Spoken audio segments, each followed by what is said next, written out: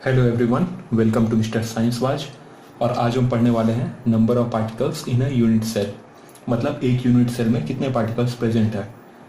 तो देखिए, video start करने से पहले मैं आपको कुछ इंस्ट्रक्शन दे देता हूँ कि अगर आपने इस चीज़ की पहले यूनिट सेल्स के बारे में पहले अगर आपने वीडियोस नहीं देखा है सॉलिड स्टेट का, तो आप नीचे डिस्क्रिप्शन में जाइए, वहाँ से आप देख सकते हो। दूसरी चीज़, आप वीडियो में आने वाले आई बटन्स जो ऊपर ब्लिंक करेंगे उस पर ध्यान दीजिएगा। और एक बार चैनल विजिट करके आप प्लेलिस्ट चेक कर लीजिएगा ज़रूर, क्योंकि आपके काम की वीडियोस आपको वहाँ पर मिल सकती है। ठीक है, चलिए तो अब यूनिट सेल्स के बारे में देखते हैं। तो पहले कैलकुलेट करने से पहले, पार्टिकल्स में कैलकुलेट करने से पहले यहाँ पर देखना होता है कि कुछ रूल्स होते हैं। ठीक है, कुछ रूल्स है। अब ये एक यूनिट सेल है क्यूब के फॉर्म में। ठीक है, तो रूल्स में पहला रूल जो हमारा होता है वो क्या है कि कॉर्नर्स पे, क्यूब की कॉर्नर्स जो है, ठीक है, जहाँ पर 3 एज आकर के मिलते हैं उसे हम कॉर्नर बोलते हैं। तो ऐसे 8 कॉर्नर्स यहाँ पर प्रेजेंट है। तो ईच कॉर्नर पे जो स्फेयर होता है, यानी जो पार्टिकल होता है, एटम, मॉलिक्यूल, आयन, कुछ भी हो सकता है, वो इस है ना, उसी स्फेयर से हम डिनोट करते हैं। तो ऐसे 8 कॉर्नर्स है। ठीक है, और ईच कॉर्नर पे, ईच कॉर्नर, ठीक है, ईच कॉर्नर पे जो स्फीयर है वो कितना कंट्रीब्यूट करता है, तो उसका कंट्रीब्यूशन होता है 1/8 का। ठीक है, मतलब इस कॉर्नर पे अगर कोई स्फीयर है तो वो टोटल हम उसे 1 काउंट नहीं करेंगे बल्कि 1/8 काउंट करेंगे। ठीक है, तो इस तरह से 8 कॉर्नर है, तो 8 इंटू 1/8, यानी हमें 8 कॉर्नर मिला करके स्फीयर टोटल कितना मिलता है, 1 मिलेगा। ठीक है, अब हमारे पास है सेकेंड रूल। सेकेंड रूल क्या बोलता है कि एज पे जो है, एज का मतलब होता है जहां पे ये दो साइड्स आकर के आपस में मैच करें, मतलब एक प्लेन इधर से और एक प्लेन इधर से मैच कर रहा है। ठीक है, तो जो एज पर है, अब यहाँ पर एज कितने हैं देखिए, 4 ऊपर हो गए, 4 नीचे और 4 इधर से, यानी टोटल 8 एज है। ठीक है, सॉरी, टोटल 12 एज है। ठीक है,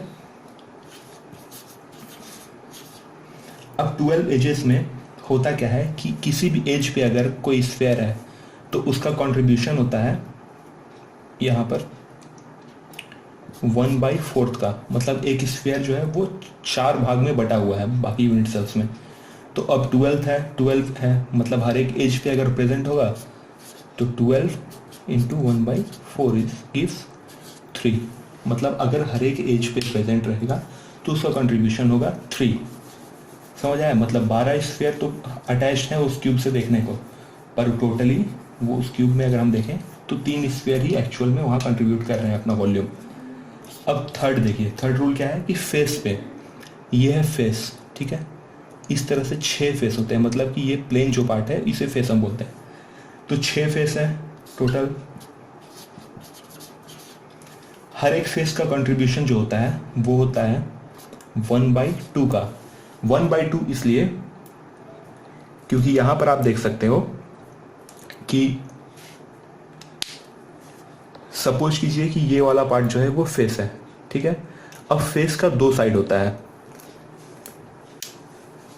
एक साइड हो गया ये वाला, ठीक है, ये, और एक साइड है ये।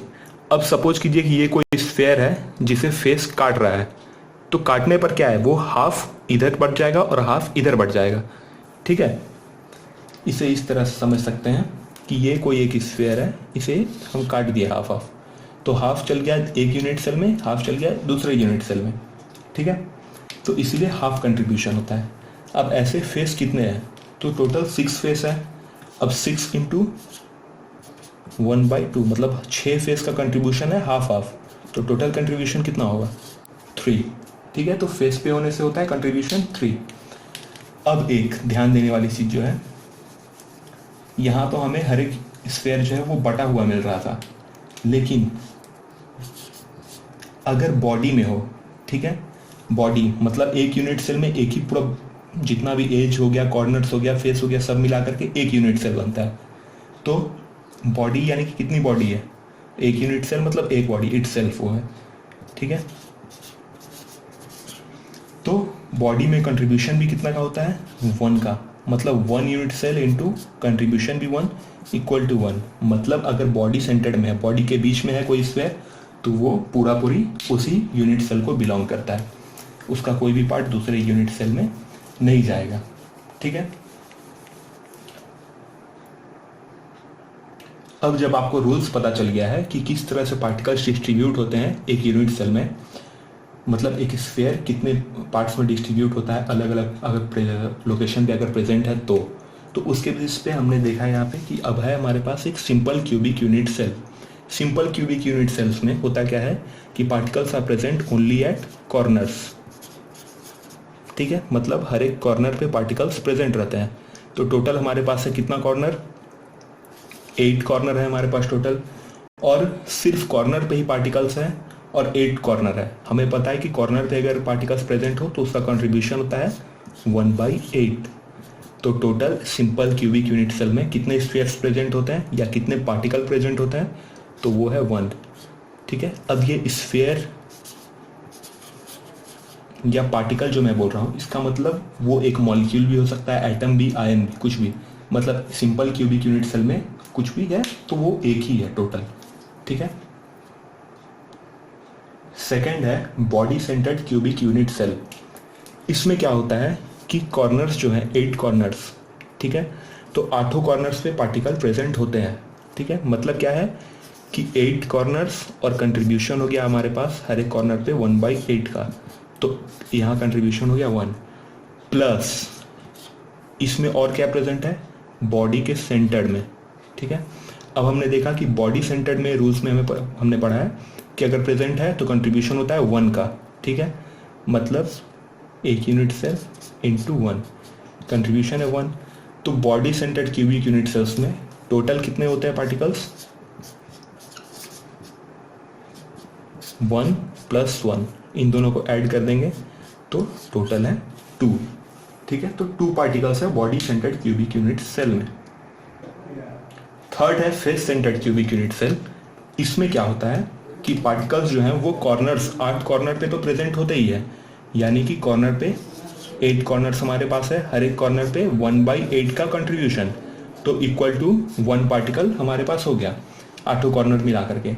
इन एडिशन, ठीक है, कॉर्नर्स के अलावा यहाँ फेस पे भी प्रेजेंट होते हैं पार्टिकल्स। मतलब 6 फेस है तो 1 2, ये बैक वाला जो फेस है उसके सेंटर पे 3, फ्रंट वाला फेस जो है इस साइड को मिलाकर जो बनता है उसके सेंटर पे 4, नीचे 5, और ये साइड वाला जो फेस है इस पे 6। ठीक है, तो 6 फेस है। कंट्रीब्यूशन हमने पढ़ा कि फेस पे होता है 1/2 का, तो टोटल हो गया 3 यहाँ पे। मतलब कॉर्नर्स और फेस को मिला करके टोटल जो हमारे पास पार्टिकल्स प्रेजेंट होते हैं face centred cubic unit cell में वो है 3 + 1 = 4 पार्टिकल्स। ठीक है, तो यहाँ तक आपने जाना कि किस तरह से पार्टिकल्स कितने प्रेजेंट हैं अलग अलग टाइप के यूनिट सेल्स में। तो देखिए, आप चैनल को एक बार ज़रूर विजिट कीजिए, क्योंकि आपको हो सकता है अपने काम के कुछ वीडियोस इन्फॉर्मेशन वहाँ पे मिलेंगे। ठीक है, जो आपने अभी तक नहीं पढ़ा है, और डिस्क्रिप्शन में भी आप एक बार चेक कर लीजिए इस चैप्टर से रिलेटेड जितने भी चीज़ें। वीडियो को लाइक कर लीजिए, अगर पसंद आया तो शेयर करिए, और चैनल को सब्सक्राइब जरूर कर लीजिए। इससे हमें मोटिवेशन मिलती है आगे वीडियो बनाने की। Thank you.